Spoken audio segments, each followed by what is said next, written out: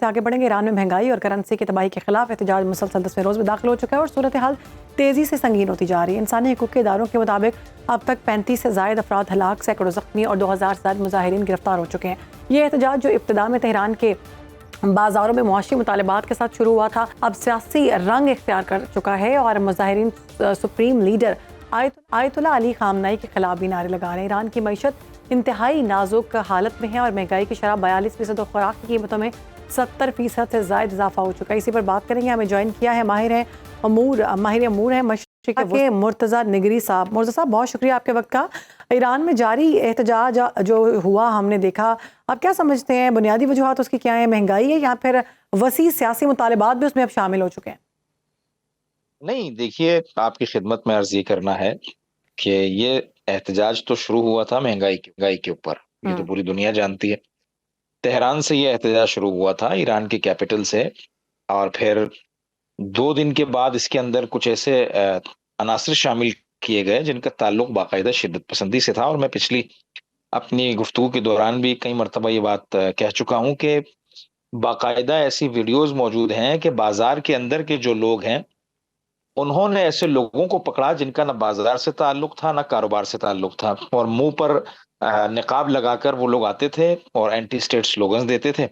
और फिर दूसरा, अभी आपकी खिदमत में एक और बात ये अर्ज करता चलूं कि जिन लोगों को अभी पकड़ा गया है, रिसेंट जिनकी गिरफ्तारियां हुई हैं, उनसे जब पूछताछ हुई या उनसे जब इन्वेस्टिगेशन की गई तो वो कहने लगे कि मसलन कुछ लोग हमें मिलते थे, मसलन अब हर इलाके में कुछ अराजिल ओबाश नौजवान तो होते ही हैं, इसमें कोई दो राय नहीं है, हत्ता लड़कियां लड़के, उनको मसलन $50 $100 के एवज मसलन कहीं पर कोई नारा लगवा दिया, किसी से पत्थर पड़वा दिया पुलिस की तरफ और किसी से फायरिंग करवा दी।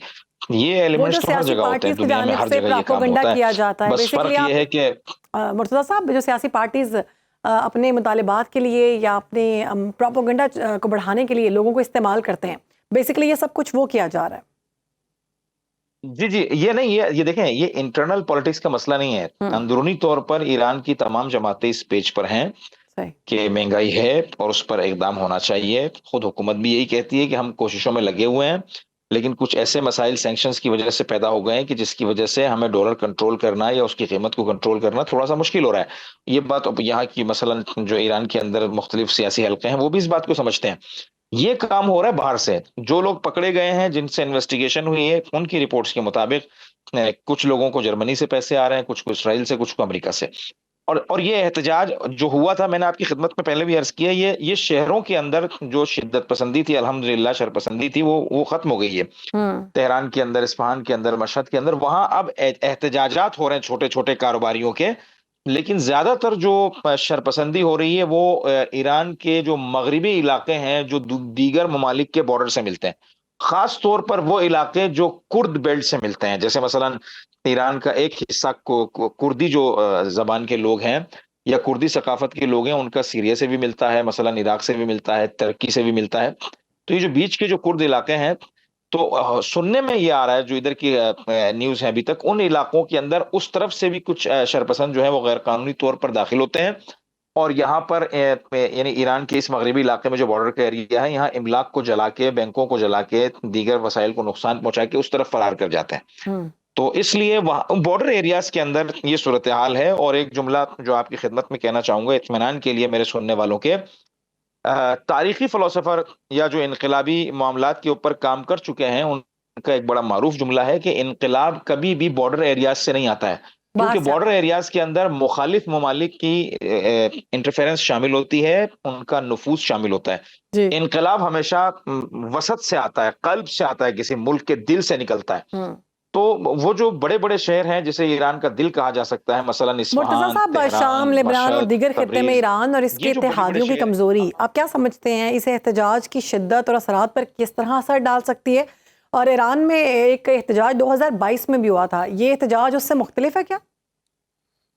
नहीं, वो एक अलग मसला था, ये वो अलग मसला था। उसको तो बाकायदा तौर पर खवातीन की आज़ादी के नाम से, और जो यहाँ पर मसलन हिजाब के खिलाफ जो प्रोटेस्ट था, उसमें एक लड़की जो है वो जिसे गिरफ्तार करके लेके गए थे, उसे मेंटल इश्यूज थे, वो न्यूरो का उसको प्रॉब्लम था, वो मर गई हॉस्पिटल इन्वेस्टिगेशन के दौरान। उसकी वीडियो भी आ गई कि सवालात के दौरान ही वो लड़की टेबल से जमीन पे गिर के मर गई। तो उसे बहाना बनाकर वो ये इसी ग्रुप ने जो अभी दंगा फसाद फैला रहा है बहुत केश किया और वो बहुत ज्यादा उसकी मजलूमियत को बहुत ज्यादा हाईलाइट किया गया। अभी ऐसा इशू नहीं है, अभी महंगाई का स्लोगन जो कारोबारी लेके निकले थे उस स्लोगन को केश करके जो जो कुछ अनासिर हैं उन लोगों ने पहले अपने आप को इस एहतजाज के अंदर दाखिल किया। अब वो स्लोगन गायब है, अब उस स्लोगन का कहीं कुछ पता ही नहीं है। अब जो नारे लग रहे हैं वो आजादी के लग रहे हैं, अब जो लग रहे हैं वो आगा खामनेई के खिलाफ उस गिरोह की तरफ से लग रहे हैं, अब जो काम हो रहा है वो दुकानें जलाई जा रही हैं, अब जो काम हो रहा है उसमें बैंक जलाए जा रहे हैं।